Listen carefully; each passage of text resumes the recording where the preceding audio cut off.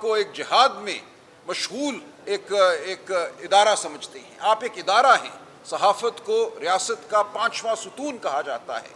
بطور ستون آپ ایک ادارہ ہیں اور آپ بطور ادارہ جہاد کر رہے ہیں. ہم آپ کو خراج تحسین پیش کرتے ہیں. لہٰذا جو کوئی گفتگو ایک سیاسی سطح پہ ہوتی ہے اس کا بھی ایک مخصوص میں سمجھتا ہوں مطمع نظر ہے. آج میری وزیر اعلیٰ صاحب سے گفتگو ہوئی. دیکھیے یہ تو آپ بھی مانتے ہیں کہ صحافت کے وہ طبقے جو گمشدہ لوگوں کو، اغوا شدہ لوگوں کو اپنے ڈرائنگ روم میں بٹھا کر ان کا انٹرویو کرتے ہیں، ان پہ تنقید لازم ہے.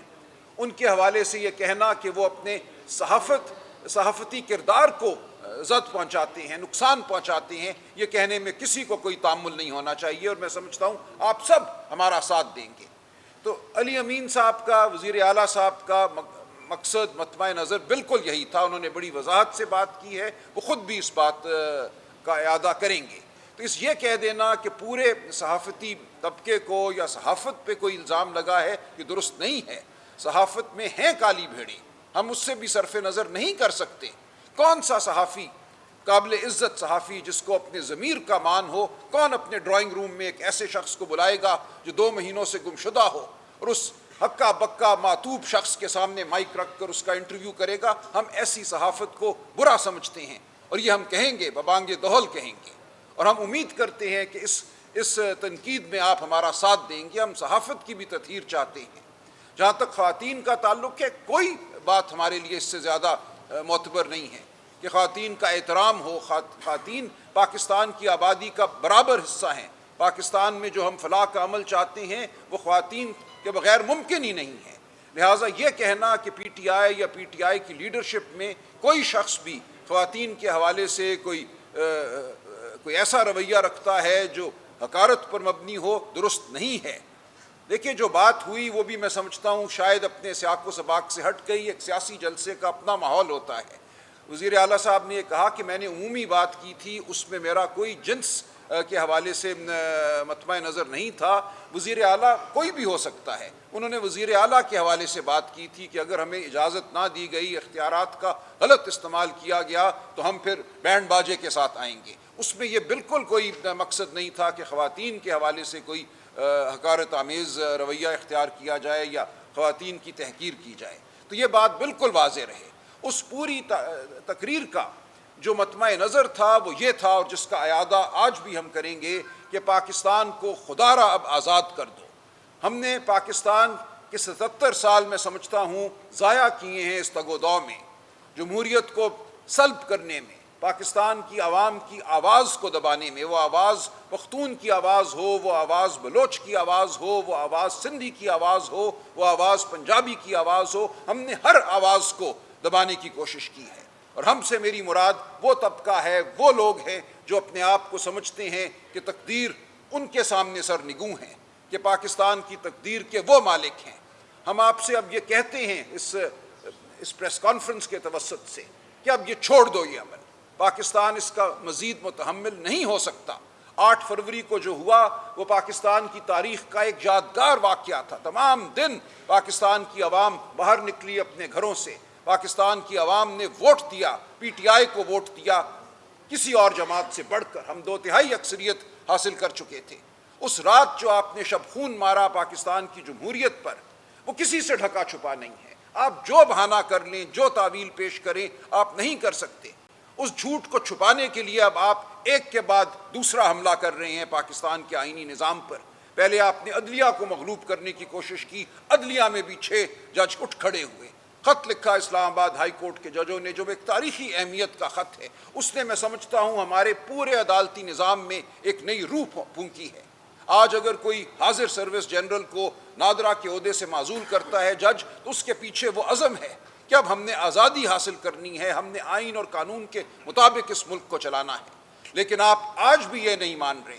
آج بھی آپ ججوں کی ڈگریاں ختم کرانے کے در پہ ہیں. آپ سمجھتے ہیں آج بھی آپ دھونس سے ڈرا کر کوئی آئینی ترمیم کریں گے اور منظور نظر ججوں کو آپ توسیع دیں گے. یہ نہیں چلے گا نظام اس طرح سے.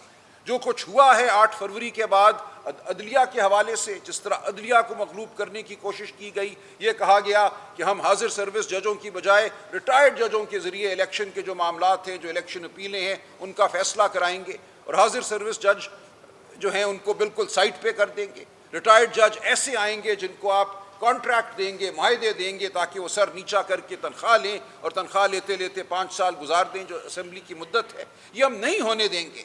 اس کے خلاف ہم عدالت میں تو ہیں ہی، لیکن ہم سڑکوں پہ بھی آئیں گے، ہم میدانوں میں آئیں گے، ہم ہر گلی میں جائیں گے، ہر ہم قریے میں جائیں گے۔ یہ جھوٹ جو ہے ہم اس کو سامنے لا کر رہیں گے۔ یہ جھوٹ پاکستان کی عوام سے ہوا ہے۔ جو امانت ہمیں پاکستان کی عوام نے سونپی تھی، اس امانت میں خیانت آپ نے کی ہے، ہم نے نہیں کی۔ ہم اس امانت کے وفادار ہیں۔ اب آپ یہ چاہتے ہیں کہ پارلیمان کو نگوں کریں، سرنگوں کریں۔ جو کل واقعہ ہوا وہ انتہائی شرمناک واقعہ ہے، اور شرمناک اس کے لیے مناسب لفظ بھی نہیں ہے۔ بظاہر یہ نظر آتا ہے کہ اسپیکر کی مرضی سے یا اسپیکر کے ادھر دیکھنے کے سبب پارلیمان پہ حملہ ہوا، پارلیمان کے تقدس کو پامال کیا گیا۔ ہم بالکل یہ کہتے ہیں کہ آرمی کی جو تنصیبات ہیں وہ باعث عزت ہیں، ان پر حملہ نہیں ہونا چاہیے، لیکن کیا پارلیمان باعث عزت نہیں ہے؟ آپ نے جو 9 مئی کا ایک بیانیہ بنایا، ہم کہتے ہیں خود ساختہ بیانیہ بنایا، چرائے گئے CCTV فوٹیج کی بنیاد پہ بیانیہ بنایا۔ ہم آج دن تک کہہ رہے ہیں ہمیں دکھاؤ 9 مئی کو کیا ہوا، ہمیں بتاؤ کس نے آگ لگائی، کون کیمیکل لے کر آیا۔ ہمارے لوگ تو نہتے تھے، ان کے پاس تو کوئی ایک چھڑی بھی نہیں تھی۔ ہم نے بہت جلسے کیے ہیں، بہت ریلیاں نکالی ہیں، عمران خان پر قاتلانہ حملہ ہوا، ایک گملہ نہیں ٹوٹا۔ اس دن کیا واقعہ ہوا وہ CCTV فوٹیج ہمیں کہا جاتا ہے ناپید ہے، صرف چھوٹے چھوٹے ٹوٹکے ہیں جو ہم آپ کو دکھائیں گے، پوری بات جو ہے وہ ہم سامنے نہیں لائیں گے۔ اور آدھا سچ جھوٹ ہوتا ہے، آدھا سچ ہمیشہ پورا جھوٹ ہوتا ہے۔ تو اس جھوٹ کی بنیاد پر آپ ایک جمہوری جماعت کے پیچھے پڑ گئے جو پاکستان کی سب سے بڑی جماعت ہے۔ آپ سمجھتے ہیں کہ آپ اس کو ختم کر دیں گے؟ آپ ایسا نہیں کر سکیں گے۔ یہ کوئی طالع آزما تاریخ میں نہیں کر سکا۔ بہت سو نے کوشش کی کہ ججوں کو مروب کریں، بہت سو نے پھانسیاں دیں، بہت سو نے سیاستدانوں کو ہٹانے کی کوشش کی، ان کی زندگی تک لی، لیکن وہ جماعتیں قائم رہیں، کیونکہ جب جماعت عوام کے دل میں جگہ کر لیتی ہے تو کوئی طالع آزما، کوئی طاقتور اس جگہ کو ختم نہیں کر سکتا۔ آج PTI پاکستان کے عوام کے دلوں میں بستی ہے، آپ اس کو ختم نہیں کر سکیں گے۔ آپ ہوش کے ناخن لیجئے۔ آپ نے جو پارلیمان پہ حملہ کیا، اور ایک وہ پارلیمان جو 8 فروری کے فراڈ کے بعد جو 9 فروری کی رات آپ نے کیا، اس فراڈ کی بنیاد پر قائم ہے۔ اس سے بدستور آپ قانون سازی کراتے ہیں، کبھی آپ ریٹائرڈ ججوں کو بلاتے ہیں الیکشن ٹرائیبیونل کے طور پہ، اب آپ چاہتے ہیں کہ آئینی ترمیم کریں۔ یہ آئینی ترمیم کرنے کا طریقہ نہیں ہے۔ خدا را آپ یہ سمجھ لیجئے کہ دھونس سے، مار پیٹ سے لوگوں کو اٹھا کر آپ جب آئین کی ترمیم کریں گے تو نہ آئین کی کوئی وقت رہے گی، نہ پورے نظام کی کوئی وقت رہے گی۔ ہم کیسے لوگوں کو روکیں گے؟ اس وقت ایک لاوا ہے جو باہر ابل رہا ہے۔ اتنے لوگ ہمیں سارا دن سینکڑوں ہزاروں مجھے میسج آ رہے ہیں کہ ہم سڑکوں پہ نکلنا چاہتے ہیں۔ میں ان کو یہی کہتا ہوں کہ آپ کا فرض ہے اب نکلنا سڑکوں پر۔ ہم عدالت میں بحث کر چکے اور کرتے رہیں گے۔ ہم پارلیمان میں بھی بات کرنے کے خواہش مند ہیں، لیکن آپ تو پارلیمان پہ بھی حملہ کرتے ہیں۔ تو اب کون سا راستہ رہ جاتا ہے پاکستان کی عوام کے لیے؟ ہم کسی کے راستے میں کھڑے نہیں ہوں گے۔ یہ ہر فرد کا میں سمجھتا ہوں اب ایک فرض ہے، ایک فریضہ ہے کہ وہ باہر نکلے اور اپنی آواز بلند کرے۔ عدلیہ کو اگر آپ معطوب کرتے ہیں، پارلیمان کو اگر آپ معطوب کرتے ہیں، تو پھر سڑک کے علاوہ، میدان کے علاوہ کوئی جگہ نہیں رہ جاتی ہے جہاں پاکستان کے عوام اپنی آواز بلند کر سکیں۔ ہم نے ایک جلسہ کیا جس کی آئین ہمیں اجازت دیتا ہے۔ آئین میں اس کو بنیادی حق کہا گیا ہے۔ آپ نے ایک دن پہلے قانون بنا کر کہا کہ جلسہ کرنا بھی جرم ہے۔ کون سا جلسہ ہے جو سوئچ بٹن دبا کر 7 بجے ختم ہو سکتا ہے؟ جب لاکھوں کی تعداد میں عوام آتی ہے تو اس عوام کو آپ ایک چٹکی بجا کر ختم نہیں کر سکتے، وہ رہے گی وہاں پر۔ اور کون سا جرم ہے اگر 8 بج جائیں، اگر 9 بج جائیں، اگر 10 بج جائیں؟ کیسے یہ جرم ہو گیا؟ آپ کہتے ہیں چونکہ 9 بج گئے تھے اس لیے جرم ہے۔ آپ نے PTI کی تمام بڑی لیڈرشپ کو، صف اول کی لیڈرشپ کو معطوب کیا، ان کو گرفتار کیا، کیونکہ آپ کا مقصد کچھ اور ہے۔ آپ یہ چاہتے ہیں کہ دھونس سے، پارلیمان سے آپ آئینی ترمیم کرائیں۔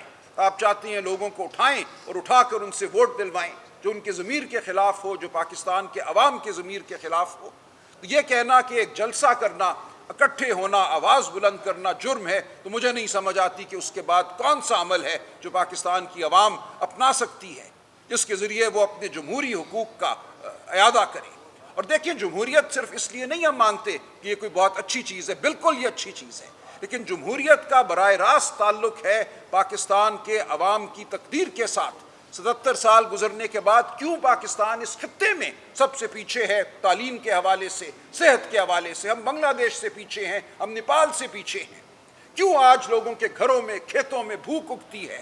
اس کی وجہ یہ ہے کہ آپ نے اس نظام پر قبضہ کیا ہے، اس نظام کو آپ نے جمہور سے دور کیا ہے، اس نظام کو آپ نے صرف ان کے لیے رکھا ہے، ان کے لیے منفعت بخش رکھا ہے جو آپ کی اشرافیہ ہے، جو طاقتور ہیں، جو بالادست طبقے ہیں۔ وہ امیر سے امیر تر ہوتے چلے جاتے ہیں اور پاکستان کی عوام دور کھڑی دیکھتی رہتی ہے، اس کی آواز سلب ہے۔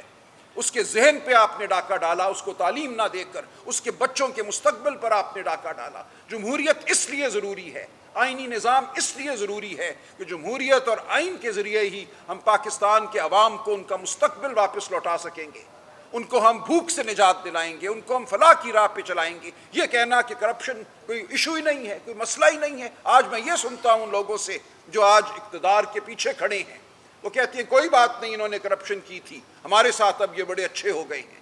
تمہارے ساتھ اچھے ہو گئے ہیں، لیکن عوام کے ساتھ نہ وہ کل اچھے تھے نہ آج اچھے ہیں۔ یہ کہنا کہ جو ہمارے سامنے سر جھکائے گا وہ ہمیں قابل قبول ہے، یہ پاکستان کے عوام پر حملہ ہے، پاکستان کے عوام کے مستقبل پر حملہ ہے۔ تاریخ گواہ ہے، دور حاضر گواہ ہے اس بات کا۔ بنگلہ دیش دیکھ لیں آپ، کیا ہوا وہاں پر؟ بظاہر بہت ترقی ہو رہی تھی، ہم پڑھتے تھے اتنے فیصد گروتھ ہو گئی، شرح نمو جو ہے بہت بڑھ گیا، لیکن پتہ یہ چلا کہ یہ سب کچھ مصنوعی تھا، یہ سب کچھ ایک مخصوص طبقے کے لیے تھا۔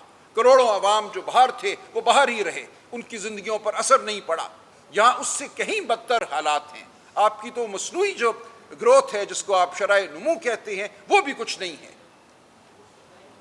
0.2%، 1%، یہ آپ کی شرح نمو ہے۔ آبادی آپ کی 3% سے زیادہ پہ بڑھ رہی ہے۔ تو آپ ایک ابلتے ہوئے لاوے کو نہیں روک سکیں گے۔ ہم ایک ایسے مقام کی جانب بڑھ رہے ہیں جو خدا نہ خواستہ ہمارے کسی بھی خطے کے ملک سے زیادہ ایک بدتر ایک دھماکہ یہاں ہونے والا ہے، ایک سماجی دھماکہ ہونے والا ہے۔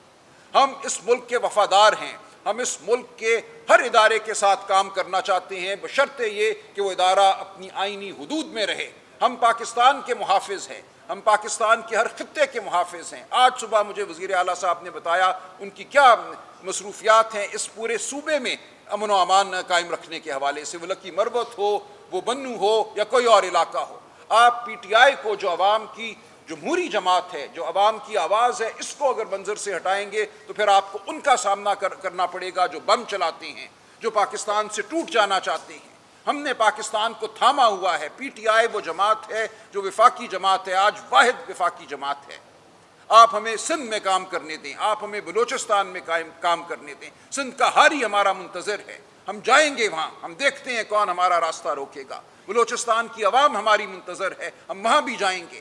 ہمارا دل ان کے ساتھ دھڑکتا ہے، ہم نہیں چاہتے کہ آئندہ کبھی کوئی شخص گم ہو اپنے پیاروں سے۔ ہم دیکھ رہے ہیں بلوچستان میں جو اس وقت ایک تحریک چل رہی ہے، یہ تاریخی اہمیت کی تحریک ہے، آپ اس سے صرف نظر نہیں کر سکتے مارنگ بلوچ کو برا کہہ کر۔ اس کے والد ہوئے گم، اس کے والد ہوئے شہید۔ ہمیں اس بات کا ادراک کرنا ہے، اس بات کو ماننا ہے کہ ان کا غم صحیح غم ہے، اس کی ایک بنیاد ہے، اس کی ایک وجہ ہے، اس غم کا ہمیں مداوع کرنا ہے۔ آج خیبر پختونخوا میں جو نعرے ہو رہے ہیں، جو خلفشار ہے، اس کے بھی ہم شاہد ہیں، اور اس کا بھی حل صرف ہمارے پاس ہے۔ ہم اس پوری عوام کو، اس پوری یوتھ کو ساتھ لے کر اس وقت کھڑے ہوئے ہیں۔ آپ اگر ہمیں منظر سے ہٹاتے ہیں تو ایک ایسا انتشار اس ملک میں برپا ہوگا جو آپ کو بھی بہا کر لے جائے گا۔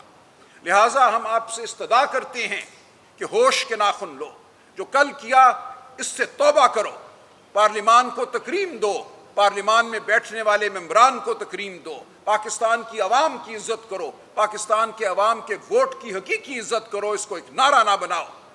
آج پاکستان اس دہرائے پہ کھڑا ہے، ایک طرف فلاح کا راستہ ہے، ایک طرف مکمل تباہی کا راستہ ہے، اور ہم آپ سے اپیل کرتے ہیں، ہم پاکستان کی خاطر آپ سے التجا کرتے ہیں کہ خدا را فلاح کے راستے پر چلو، خدا را ہمارے ساتھ بیٹھو، ہماری بات سنو، سمجھو۔ ہم ہر جمہوری قوت کو ساتھ لے کر چلیں گے، بشرطے یہ کہ وہ جمہوریت پر یقین رکھتی ہو، بشرطے یہ کہ وہ دھونس سے منہ پھیر لے، واقعتاً گفتگو کرے، واقعتاً جو عوام کا مینڈیٹ ہے اس کو تسلیم کرے۔ تو یہ ہماری آپ سے گزارش ہے، اور ہم بالکل آپ سے مؤدبانہ یہ کہتے ہیں، خواتین، غیر مسلم، پختون، بلوچ، سندھی، پنجابی، ہم سب ایک قافلے کے مسافر ہیں، ہم میں کوئی فرق نہیں ہے، ہم ہر ایک کو ساتھ لے کر چلیں گے، اور انشاءاللہ پاکستان فلاح پائے گا۔ انشاءاللہ اس خطے میں ہم وہ نظام قائم کریں گے جہاں غریب کو اس کا حق ملے گا، تعلیم ملے گی، صحت ملے گی، روزگار ملے گی۔ آپ کا بہت شکریہ، میرے دوست دائیں بائیں بیٹھے ہیں۔